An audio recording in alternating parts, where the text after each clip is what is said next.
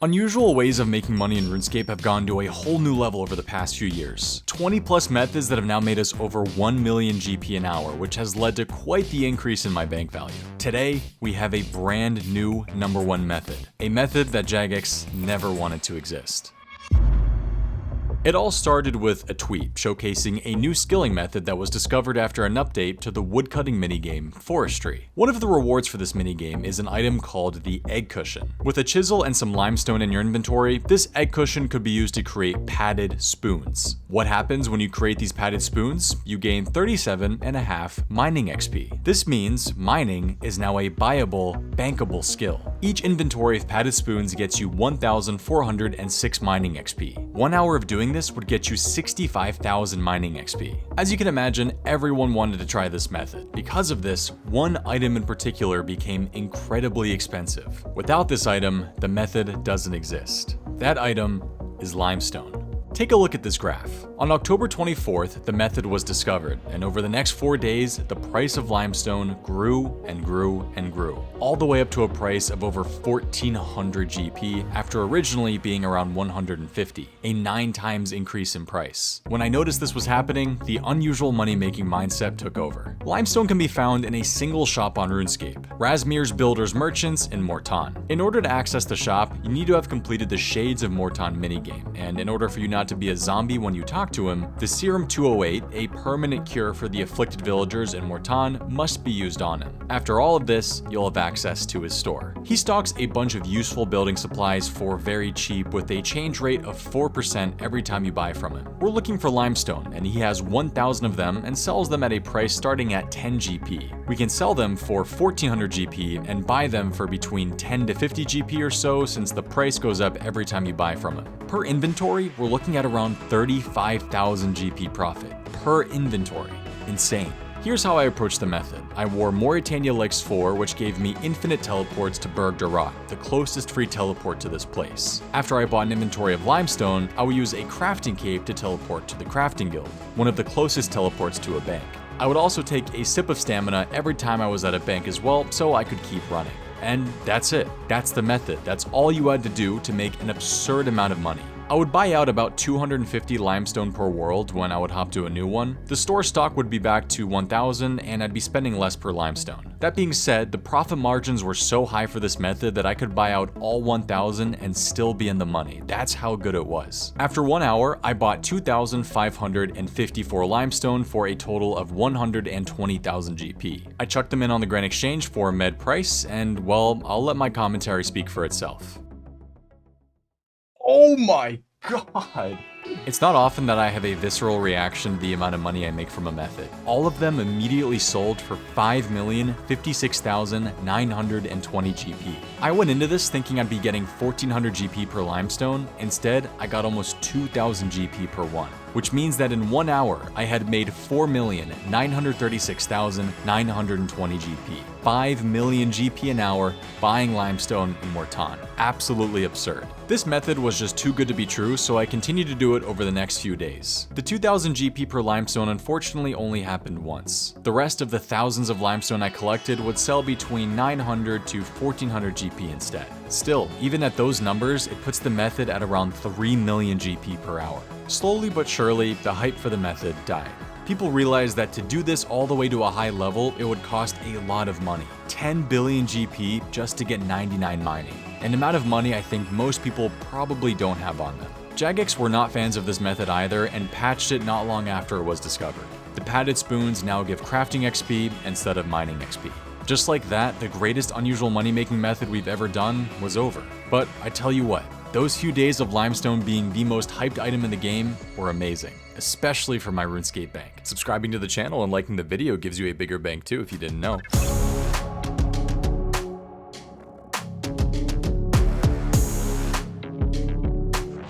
There is absolutely nothing unusual about this next method. It involves improving your daily lifestyle by picking up some factor meals using my code for 50% off. If you're looking to improve your diet and lifestyle with a healthy, convenient food option, you have to grab some Factor meals. Each chef-quality meal arrives at your doorstep, pre-prepared, and can be ready to eat in just 2 minutes with no prep or cleanup necessary. Just pop it in the microwave or oven, and you're good to go. Listen, with the new Runescape leaks coming out and the holidays coming up, it's a perfect time to grind the game, so what better time to grab some convenient and healthy meals? You can choose between keto, calorie smart, vegan, vegetarian. There's more than 27 meal options each week, and there really is something for everyone. I've used Factor for years now and have never been disappointed. It's something I really believe everyone should try out at some point, and now's the best time. Use my link below or go to go.factor75.com and use code POGSOUPNOV50 for 50% off your first box. Click the link in the description or scan the QR code with your phone. Thanks again to Factor for sponsoring today's video. Squirkin is now all the rage right now on RuneScape.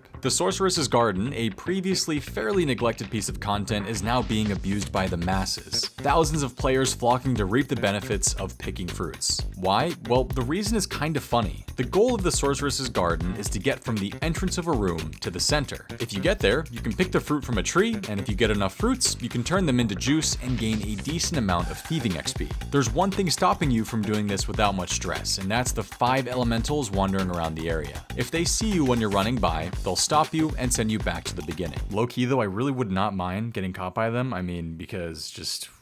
The thing is, if the elemental is busy catching one person, he can't catch another. And if all the elementals are busy catching people, you have a free run to the tree. Well, that's exactly what people began to realize, and all of a sudden we had official in-game worlds with thousands of players collecting squirks without the fear of getting caught. Unless you are one of the unlucky few who the elementals did decide to catch, even though with 2,000 people in the world, the chances are incredibly low, you had a free run to the tree pretty much every time. I did this for 2 hours and didn't get caught once. With thieving XP hovering at around 200,000 XP an hour, it's a pretty solid method. There's something else in this room though that a lot of people don't notice, and that's this section of herbs right here. A little over halfway through the run, you end up at this section of the room with these 5 herb patches. 3 of them you can't even get to or pick, by the way. Every time you pick from these patches, you get 2 clean herbs and get teleported out. The higher level the herb is, the lower chance you have of getting it. For this method, I brought 2 stamina potions with me and a crafting cape. I would collect 2 clean herbs, get teleported out, run back to the patch, and repeat. Magic secateurs do not work, and a herb sack cannot be used since the herbs you get are not grimy. Also, I know what you're thinking, he's saying herbs, it should be herbs, he's saying herbs, it should be herbs. Okay, both ways of pronouncing that word are correct, okay? Please don't lose your mind in the comments. There's 2 things I wanted to test with this. For 1 hour, I would keep every single herb that I got, and for the second hour, I would drop all the cheap herbs, mainly the Terramin, Marintil, and Guam leaves, just to see if there was any difference in profit. So, collect a full inventory of herbs, bank them, return to the Sorceress's Garden using my Amulet of Glory, and repeat. After 1 hour of collecting every herb and keeping it, here's what the collection looked like. 463,075 GP. The most profitable herb being 137k worth of Renar. I did drink 4 stamina potions during this though, which bumps down the profit to around 400k. During the next hour, I dropped all the cheap herbs like I mentioned earlier. A few still did manage to sneak into the final total, but for the most part, only the more expensive herbs were collected, and this time I ended up with 420k worth of loot. I also used staminas for this as well, which bumped the total down to around 380k, so actually less money than when I was just collecting every herb. I feel like these profit totals are close enough to where the numbers could be swapped depending on what herbs you get, so I don't think the difference is that drastic. I would say that our method of stealing herbs instead of collecting squirks in a world meant for squirking comes in at a reasonable 400k an hour. I will say though that this method could also be good for Iron Men who are looking for a way to collect more herbs alongside their herb runs.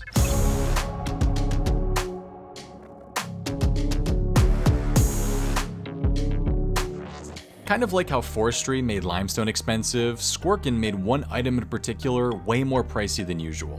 A beer glass. Here's why. In order to gain thieving XP from Sorceress's Garden, you need to have the squirks, a pestle and mortar, and a beer glass in your inventory. Everyone needed beer glasses, and with how popular this minigame became in such a short amount of time, there was a genuine shortage of beer glasses, which could only mean one thing. Their price skyrocketed. From 30 GP all the way up to 300 GP, a 10 times increase in price. Now, the method that everyone was telling me to do was to buy glasses of beer from the Grand Exchange, become belligerently drunk drinking all the beer, and then sell the glasses glasses back to the GE. Now, this is definitely a viable way of doing it, but I'll be honest, I do not enjoy the thought of spam clicking beer glasses for an entire hour. I'd prefer something way more chill that pretty much does the same thing and gives something extra. Why don't I just keep it simple and craft the beer glass myself? Molten glass can be bought for 85 GP, and with a whopping crafting level of 1, can be turned into a beer glass. Want to know the best part about it? I can relax the whole time while doing this. Use your glass blowing pipe on the molten glass, press space, and 48 seconds later, you've got yourself a whole inventory of beer glasses. And you get 473 crafting XP as well. Drinking beer to get beer glasses is the exact same speed as crafting them with molten glass, and I don't know about you guys, but I prefer the latter method. I crafted 500 molten glass into glasses of beer, which took 18 minutes. I put them on the Grand Exchange, and they all instant sold for 318 GP.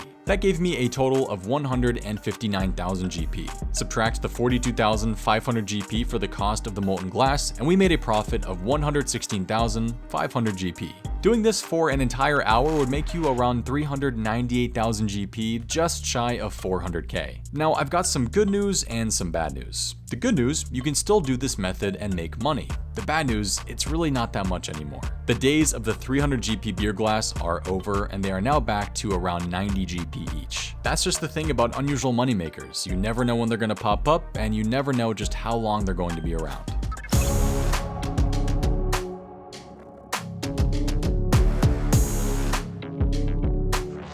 Sanfew serums have grown to be one of the most popular potions to use in-game. Their ability to restore your prayer and heal poison is incredibly popular for PvM, and their price shows that. The potion's price ranges between 25 to 45k. Have you ever looked at just what it takes to make one though? It's very unusual. A super restore, unicorn horn dust, snakeweed, and nailbee snails. You can't tell me that a Jagex employee back in the day didn't just choose 3 random secondaries to put into a super restore to make it turn into a sanfew. 2 of these items are easy to get, a super restore and unicorn horn dust, but the other 2, not so much. We've covered nailbee snails in the past, and while they are pretty good money, I actually noticed that the price of the nailbee snails has gone down, whereas the price of sanfew serums has gone up. Which means the final item needed to make this potion is what we're going to test out, snakeweed. The item you get for a couple of quests and then forget about forever. Snakeweed can be found in one specific region of the game, in these 2 spots right here. To get it, all you have to do is search this marshy jungle vine, and after what feels like an eternity, you find some grimy snakeweed. The snakeweed doesn't return to this patch for a while, so you have to move on to the other ones. Now, when I first started this method, I started getting annoyed at just how long it took me to find the weed.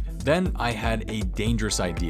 Could I tick manipulate to speed up this process? Yeah, I can. By bringing a knife and a teak log, I can speed up the process of collecting the snakeweed by a lot. Look at how fast I get it with tick manipulation in comparison to just waiting for it. Half a second with tick manipulation and 5 seconds to normally pick it. For a method that relies solely on collecting these things, I have to do it. I believe this is called 1.5 ticking, but I'm not totally sure. If you know what it is, let me know in the comments below. With tick manipulation, getting a full inventory takes a little over 3 minutes, and without tick manipulation, about 5 minutes. 2 minutes is a pretty big difference. Sometimes your character still gets stuck in the animation of searching and you're unable to get out of it. If that happens, just don't click away and you'll find a snakeweed like normal. If you do click away, you'll still be stuck in the animation and you won't find a snakeweed. I once again had my trusty crafting cape to get me to a bank. Before banking, I would clean the herbs. After they were banked, I'd use a house teleport and use the fairy ring code CKR to get me to Karamja, right next to the area that has the marshy jungle vine.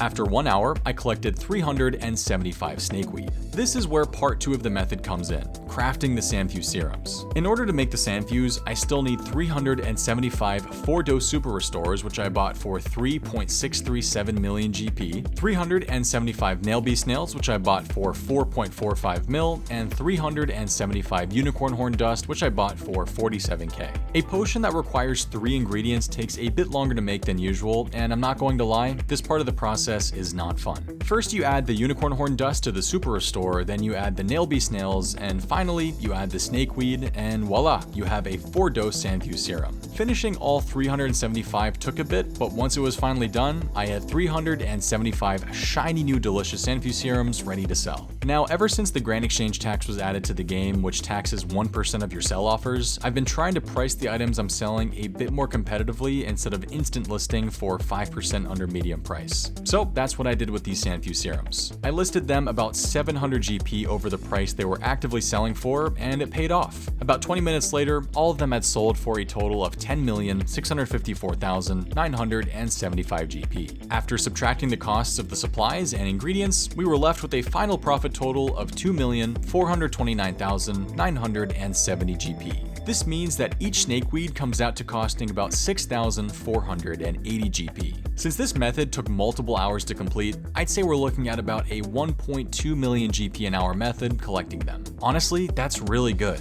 That being said, if sanfew serums ever get back to that 35,000 GP range, this method all of a sudden becomes way more profitable. So make sure to keep an eye on it.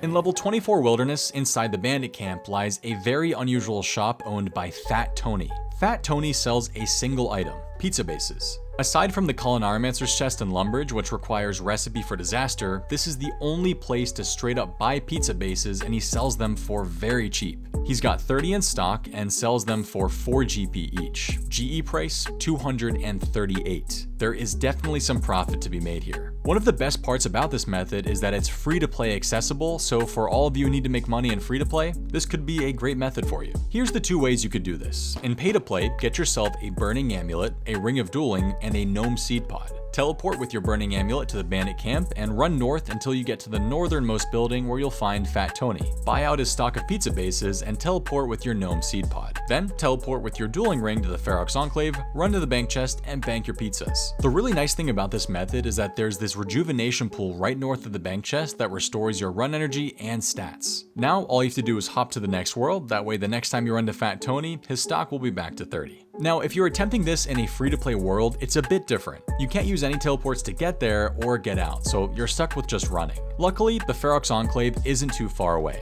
Just exit out of the Enclave through the western side and run to the bandit camp. Go through this little eastern entrance and make your way to Fat Tony. Buy out the bases and then just run back to the Enclave. Running back and forth from the Enclave to the bandit camp takes about a minute and a half. Something I didn't know is that the rejuvenation pools can be used in free-to-play as well, which is really nice for this. Now I'm able to run back and forth no problem without running out of energy, but I do have 86 agility. Having a lower agility level may mean you have periods of needing to walk. 1 hour of doing this in a member's world resulted in me collecting 1,402 pizza bases, which sold for 333,000 GP. Subtract the amount I spent on the pizza bases and the jewelry I used, and we're looking at about 300,000 GP profit. In free-to-play, I collected 1,080 pizzas, which sold for about 257,000 GP. Subtract the 6K I spent on the bases, and we're left with about 250K. So in a member's world, you'd be getting about 50,000 GP more an hour than on free-to-play, but let's be honest, there's better methods for members. For free-to-play players though,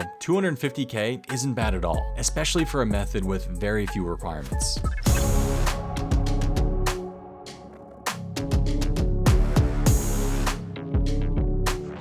I've got a little bonus unusual moneymaker for all of you that I think you're going to like. The Revenant Caves are riddled with bots. For every 1 real player you find in there, there's probably 10 bots. These bots are all scripted in different ways to teleport or run away if you attack them. What they almost never do though is attack you back if you attack them, which means you can have a little fun with them when going for kills. My definition of fun includes getting my HP down to 1 and trying to one-hit them with full Daroks. Since the bots don't wear rings of recoil and don't have vengeance and don't attack you back, you're free to try and get some huge hits on them without the risk of dying.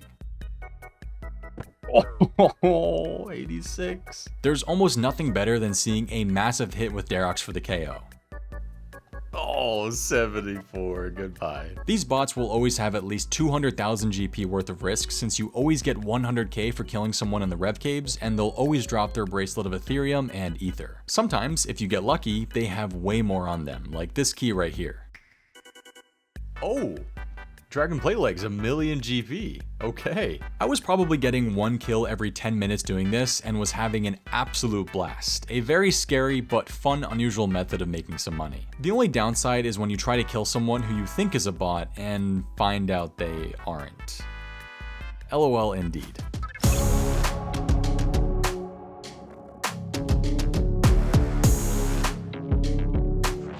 If you have any unusual moneymakers you'd like me to try out, make sure to send them to me on Twitter or in my Discord. I'm excited to find some new methods to try out. I've been getting a lot of questions recently about the next season of Gillenor Games, and I'm happy to let you know that Season 4 is being filmed and we're looking at a release date at the beginning of next year. I have some teasers coming out related to the new season that you'll be seeing not too long from now. Gillenor Games is a massive undertaking, and I don't want to rush it out when it's not ready, especially because I want to make this season the best one yet. I'll do my best to have it ready for all of you as soon as possible without sacrificing quality or my sleep schedule. I'm super happy to see all the excitement about it though. It makes me even more motivated to get it done and out to you all as soon as I can. As usual, I'll see you all in the next one.